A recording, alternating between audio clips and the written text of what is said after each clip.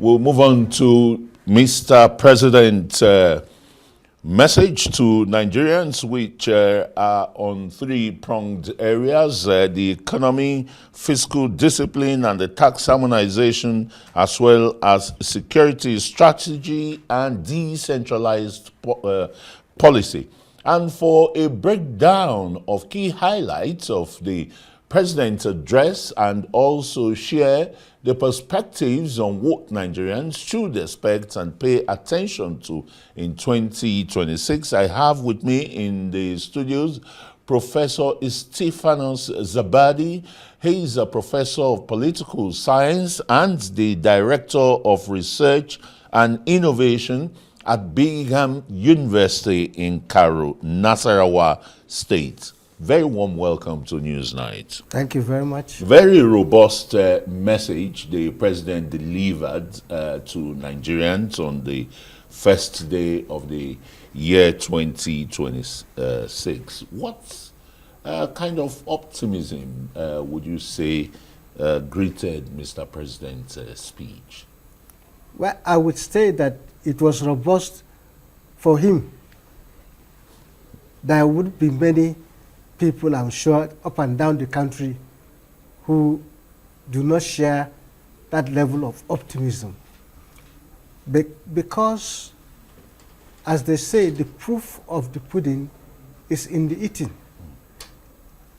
That optimism about the year 2026 being much better, yielding fruits, is, I'm afraid, long on promise and hope. Why are you saying this? The president has talked about declining inflation, which is, under 15%, increased the foreign reserve of well over $45 billion, FDI, foreign direct investment of $750 million in the last quarter of last year, as compared, to a paltry maybe $50 million and the rest. And he's talking about the fiscal discipline, especially with the new tax regimes that, is taken off this 1st of January. Yes, I have read that speech over and over. There are statistics. Like I said, the speech is full of hope that the president has given the country. But the reality is that, and he admitted it also in that speech, Nigerians have not felt positively the impact of these reforms. Rather, they have made life more difficult.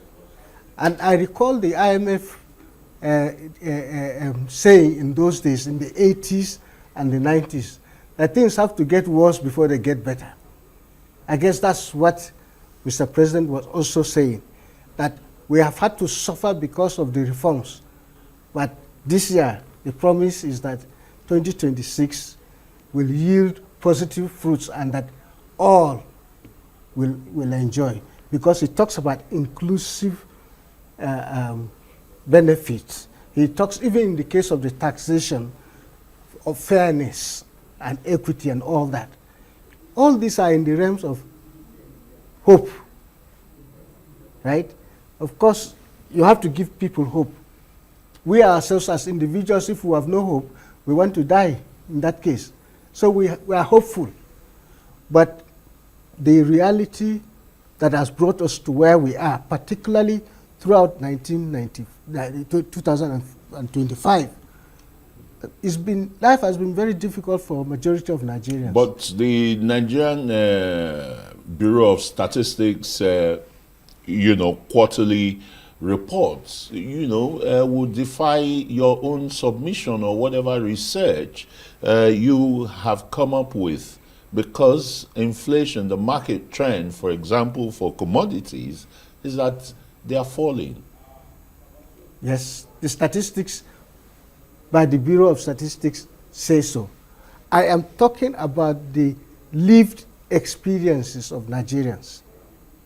You can say inflation has fallen, right? But the earning capacity, the purchasing power of the ordinary Nigerian has not improved. That's the reality. So to tell the Nigerian that all things are, we have reduced inflation, we have done this, fine and good. He wants to feel it in his pocket. And he wants, when he goes to spend that naira on tomatoes, on onions, and so on, that the naira brings him more than it used to, or than it is doing at the moment. That's where I'm coming from. Let's look at the fiscal discipline and tax harmonization, which the president, emphasized on, saying that tax harmonization and fiscal discipline are foundations of formidable growth. And in practical terms, how, if I may ask a question, how might these reforms affect businesses, state governments, ordinary citizens, and what kind of safeguards do we need or the country needs to prevent overtaxation? Well, I'll put it this way. A major gap in the national process is what I would call the absence of moral infrastructure. Some may call it values, right? The values that favor honesty, integrity, merit, and so on. Those are lacking. And once we don't correct those, what kind of fiscal discipline are you going to have? The president himself may be preaching, and some other fellows will be stealing at, right at the corner, and so on, and undoing whatever has been expressed in this speech. That is the thing. So we need to get ourselves in a situation where leaders lead by example. If somebody does something wrong, punish them so that others can learn. And it's all connected. Whoever is caught is unlucky. Tendency is also that they can go scot-free. This is the issue. So when you talk about fiscal discipline and so on, let's see what happens in the presidency. How much is saved, is cut in terms of expenditure. The cost of government is very high. Everybody knows that. But declaring that we're going to do this doesn't make it happen. We have to make it happen. And government must take the lead. And the president should take the lead in making sure all these things happen. So there are gaps. Even with the tax issue, which one do we believe? The recent revelation that the gazetted one is the wrong, is a doctored copy and so on, is there. It's an issue yet to be resolved. So trust and credibility are two important factors that will help any government, including this one. We have seen a system where such errors, if you want to call them errors, are unpardonable. Nobody has been fingered as being responsible for anything that is wrong. The same thing with the issue of the presidential pardon, the list and so on. It shouldn't have gone out without proper vetting. So can we trust this system? Can we have confidence in this system? These are all issues that I think Nigerian citizens who are aware are battling with. Are Nigerians beginning to have trust, for example, with the security strategy and the decentralized policing system that the president is promised? When you look at his speech, security still remains a major theme, in his speech, including renewed military operations and the call for decentralized policing. In your view, does the message reflect a clear strategic shift, and what structural reforms are still required to secure, long-term stability in the country? Well, the message is short on those steps to take, right? The message, yes, is is an advocate of state police. Absolutely. So But- that's one. But that is a debate that has not been conducted thoroughly for us to know how ordinary Nigerians feel about this. I mean, Do we need a referendum? Do we need a referendum for that? we may not need a referendum. But we need to enlighten people. See, the experience with the police, the federal police as it is, some people will say you're just going to transfer the bad experiences to the state level. But we're not saying that in some states in the southwest where you have Amotekun operating, working side by side, with the federal police. I mean, I hope I'm not wrong. Amotekun may become state police. But for now, it is an arrangement. Yes, it's backed by law and all that. Across the country, if we decide... You have the Civilian Joint Task Force, for example, in the northeast and northwest that have been assisting the armed forces in its campaign against you look at the context. Terrorism. You look at the context. And the Civilian Joint Task Force itself has not been entirely without serious issues, even for security. So what I'm saying is that, yes, we need to think through, to discuss it thoroughly, and politicians, political leaders, need to look at this thing as belonging to the people, not to themselves. Otherwise, somebody as governor will definitely misuse the police. Evaluate his other security strategies, the new security cooperation with the United States, for example, in coming, in conjunction with the Nigerian military in taking out terrorists, banditry, kidnappers, to check the general insecurity. Look at what's happened in Boom community in Plateau State, for example. What a way to start the year. Yeah. Two things happened in Plateau State. One, the military foiled a planned attack on a community. The other one, bandits attacked and killed several people in the same Plateau State. That is what we are not able to reconcile. If we're having improvement, why are we still having this type of problems? Okay? I'm afraid all the nice words that have been said, to the person on the ground, they want to see that they can move about in their villages, to their farms and so on, without fear that somebody will snuff their life out of them. That is what the government should aim at. Cooperation. I mean, no country is an island. We must cooperate within ourselves, with our neighbors, and even friendly countries far apart to help us deal with situations. But at the end of the day, we are the ones that are in charge of our country, and we should reflect that in the first place. I am not blaming the president for, before him, this kind of steps could have been taken. They were not taken.